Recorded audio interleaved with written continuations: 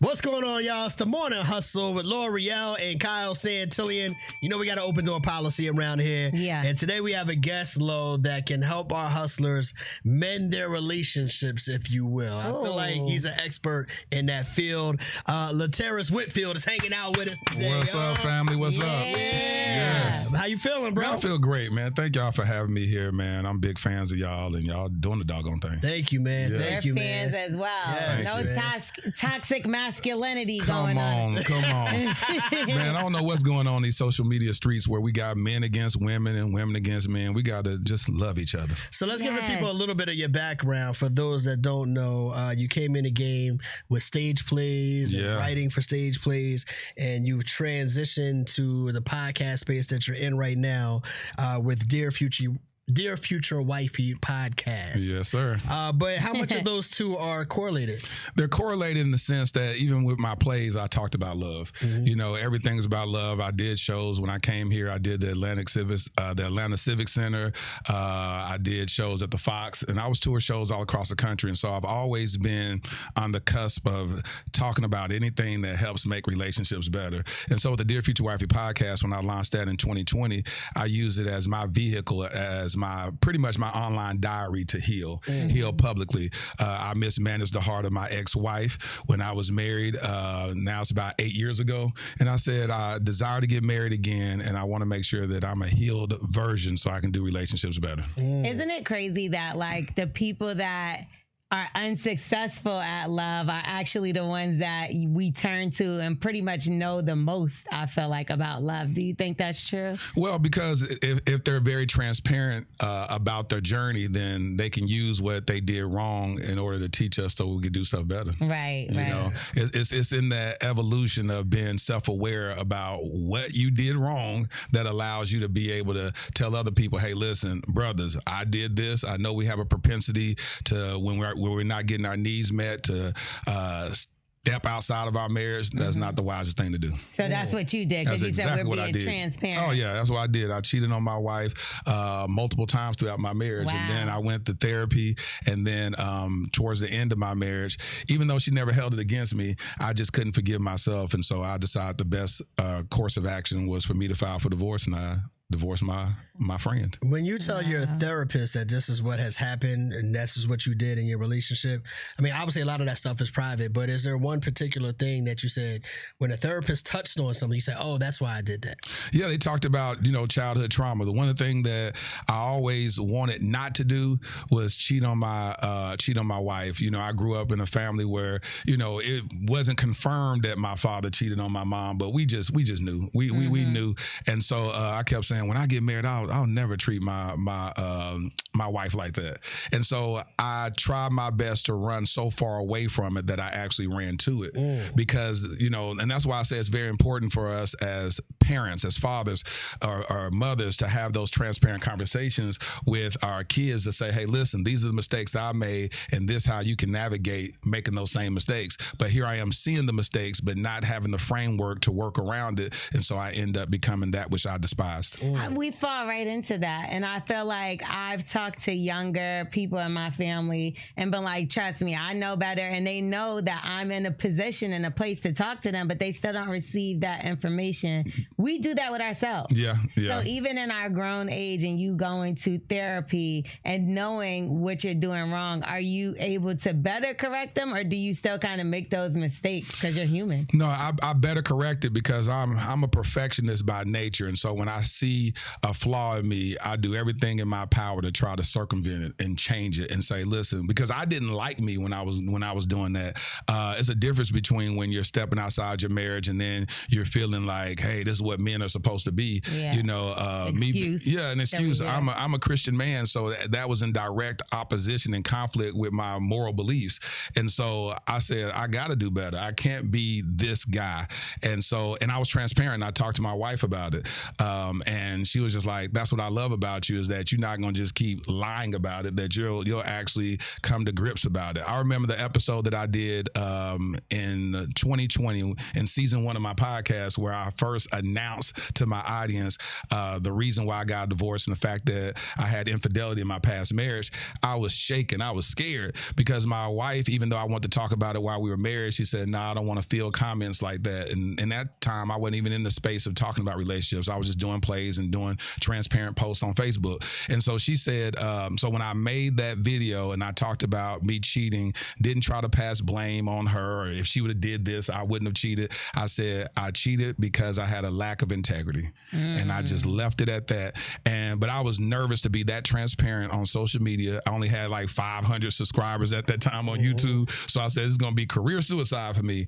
But instead, people embraced it because it was really refreshing to hear the truth. But I sent the video to my ex-wife so that she could bless it before I released it. And she said, that's what I love about you, is that when you get into this God space, you're very vulnerable, you're very transparent, and I believe that this is going to help a lot of people. Man, she seems like an amazing woman, because I would have been in jail numerous times throughout your story. Why you got to be in jail? Why you got to be in jail? My temper's a little bad, I think. Now that, like, the more you're telling it, I'm like, and she ain't ring your neck there. Okay. I was like, and then the next time she ain't break everything in the house. Right. And then I'm just sitting there like, maybe I'm the problem. and that's the key to it. You about to say something? No, finish your So thought. the key to it is about, and that's one thing about, we were friends. And so what makes a solid relationship is when you build it off of friendship. And so she understood who I was from a character standpoint. So she didn't base my bad decisions on who I was. She looked at it as, this is a bad decision, because she also knew what she brought to the table that I never exposed, but it was just me acting out of my own trauma and not being, I was 28 years old. I didn't even understand what marriage was. Okay. I remember throughout my marriage, I started, like, the first time I ever Googled what a husband was year 8 of my marriage. I said, what is a husband? That's how you know you're struggling when you Google, what is a husband? Hold on, let me figure out what I'm supposed to be doing. Google has to help me. Because we take these roles and these job descriptions without even knowing what that is. You say, oh, somebody that's married. And I went and Googled the word husband, and it traced back to the etymology of husbande. Okay. The Greek word for husband is husbande, one who bands his house together. And it's called, it refers to a husband as being the householder, one that holds his house together. So I didn't even know what that was. And so I had to realize that it is my fiduciary duty to be a man that has the strength, the wherewithal, the foundation to hold his house together no matter what's going on. Come on, fiduciary. I learned that word today. Now let me ask you this. You've been going through the healing process, yes, sir, the therapy of it all. Your ex said that she appreciates your transparency. Right. You said you're working to not make these mistakes again. Why haven't y'all gotten back together? I know I'm asked that question often. We just feel like it's just not in our best interest. We're friends. We cool. Matter of fact, I hired as my realtor that closed on my house last August.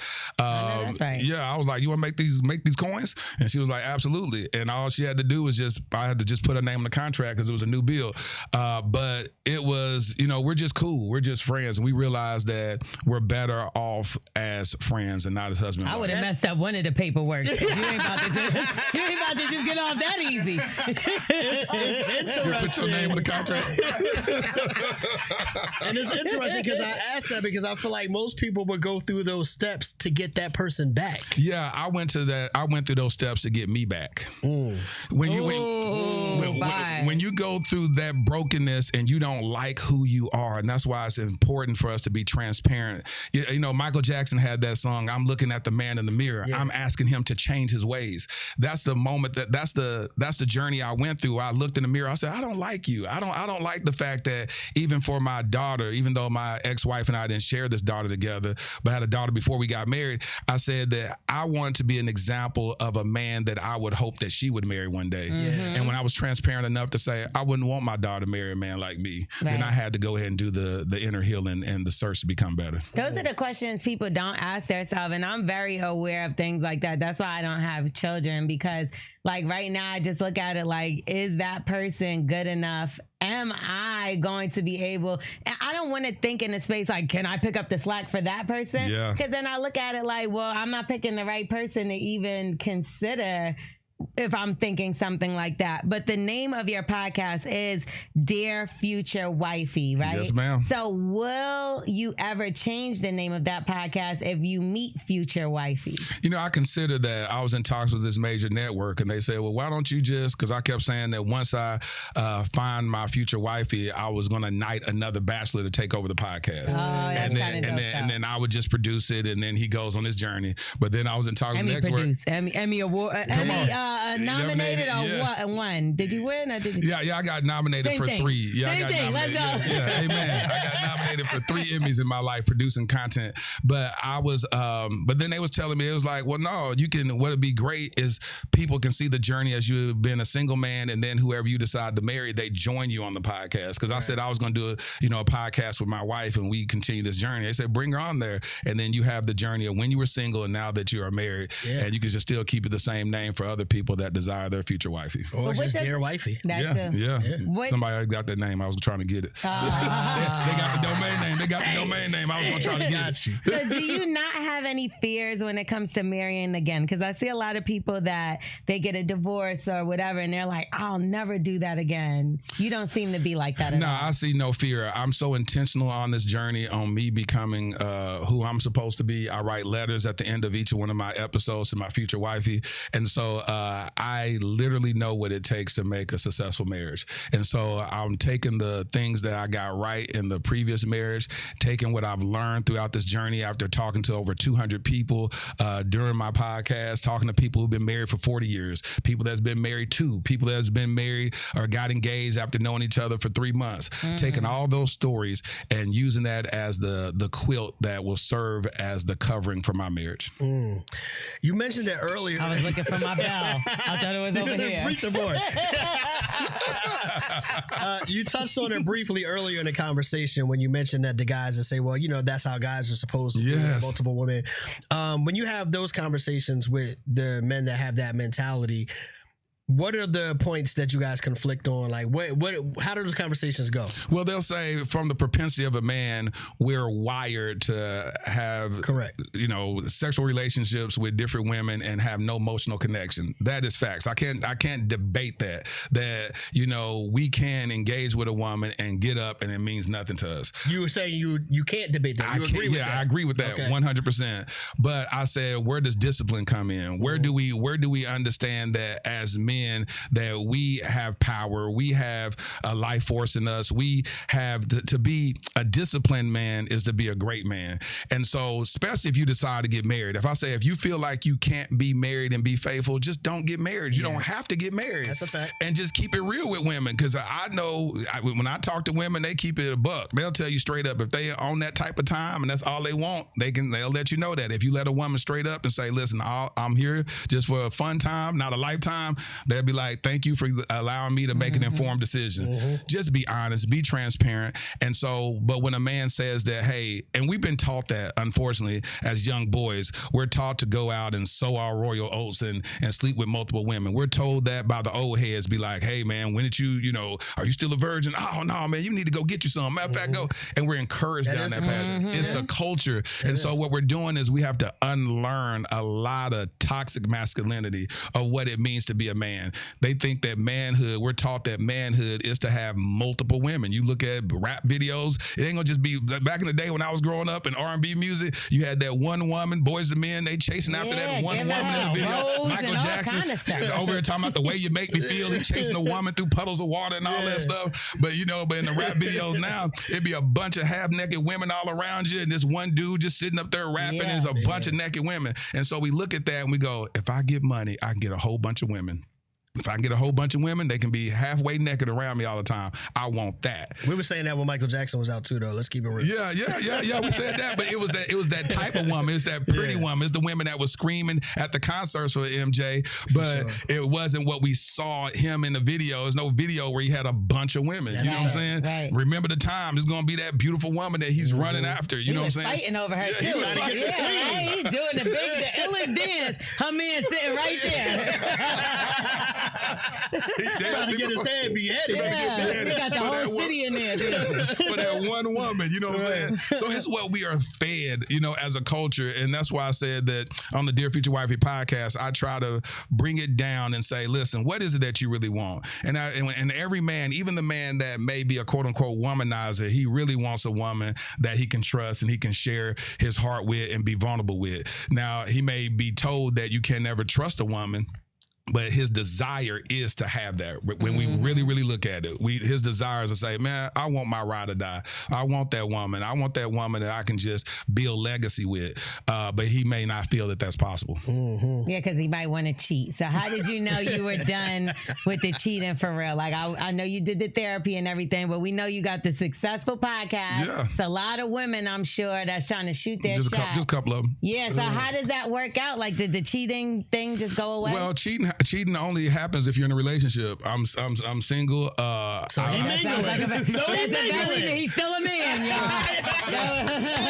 He about to shoot a video with 20 naked women. I'm single though. I'm single.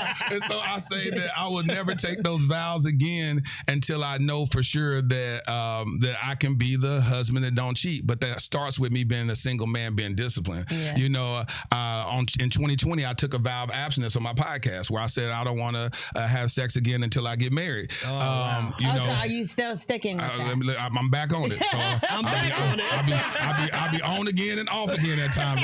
I'll be 6 months strong and I'll fall off for about 8 months and I get back on. Yeah. You just got to pick up where you left off. They say let them use you. I ain't thinking that like that. Yeah, so I've been...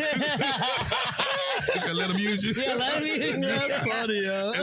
And so I'm back. So I'm back saying, let me try this again. So I've been back strong for about 40 days. What was it? Now let me count them by days, brother. You gotta count them by days. It's 40 days. Was your reasoning for making that decision a religious one? Yes, 100%. And because I also know I have to practice what you practice in your singleness, you will perfect in your marriage. And so if I get so used to sleeping with multiple women while I'm single, I can't turn that off. My body don't know I just said I do. Yeah. I'll say I do and my body be like, hey, before you met her, you was messing around with multiple women every week.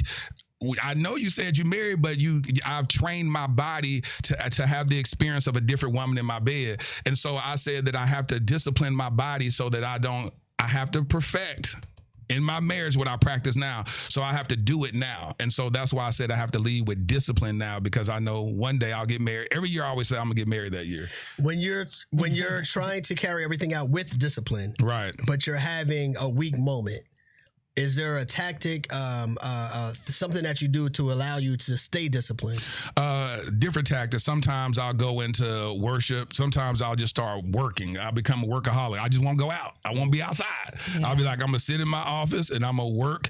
I'll work on a project. I'll start writing something. Or I'll just sit down and just literally meditate and just think about, okay, now if I go make this decision right now, what's the worst that can happen? And you start thinking the worst that can happen, and you be like, I'm be all right. I'm gonna let it pass. Because think about it, I can make a decision right now that can change the trajectory of my legacy.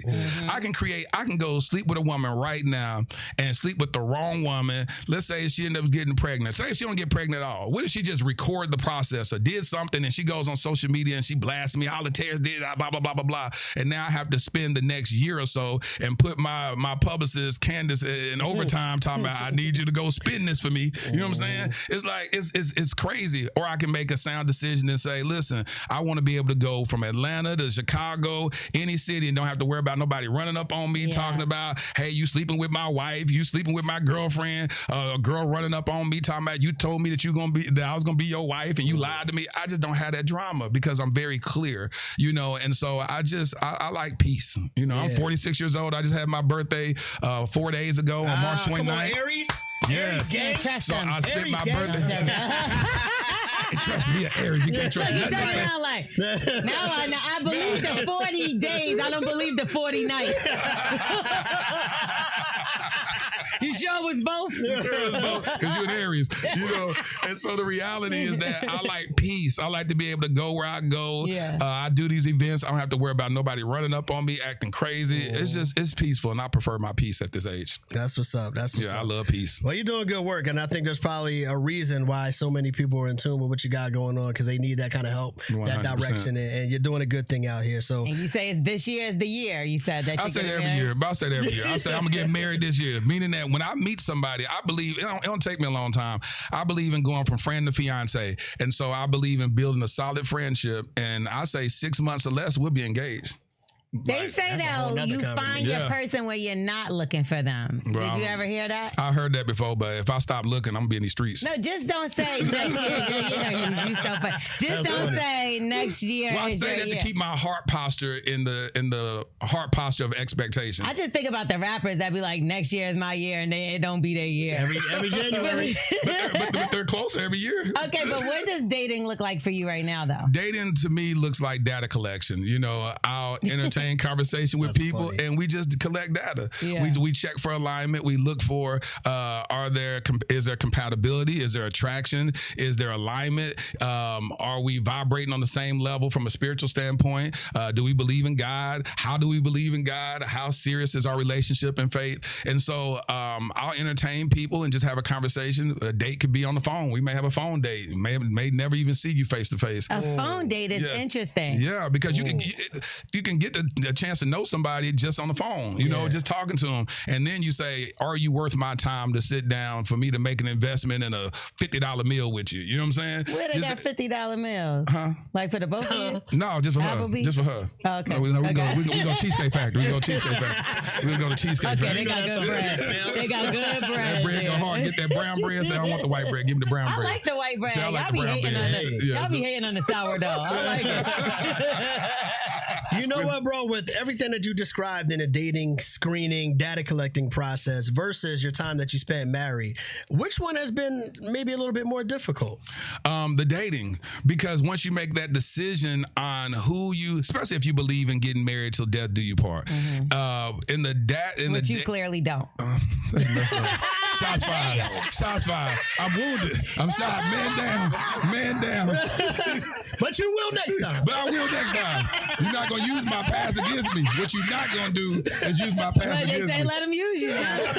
I've been redeemed. That's funny. And so the reality is that in the dating process for me, because I'm so intentional and who I decide to marry this time around, we're gonna stay married until death do we part and build legacy with that screening process is 100%.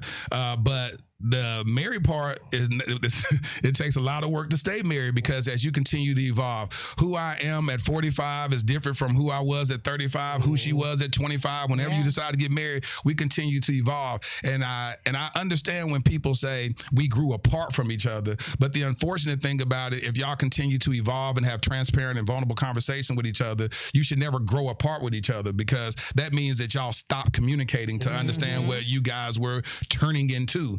And so I say give each other grace for different stages of life, and continue to be vulnerable and transparent with each other. And then that's what makes marriage a whole lot easier than 50% of marriages ending in divorce and 85% being filed by women. And you're still friends with your ex. Yeah, we're still friends. We don't talk every day, but we talk a couple of times a year, and we're extremely cordial with one another.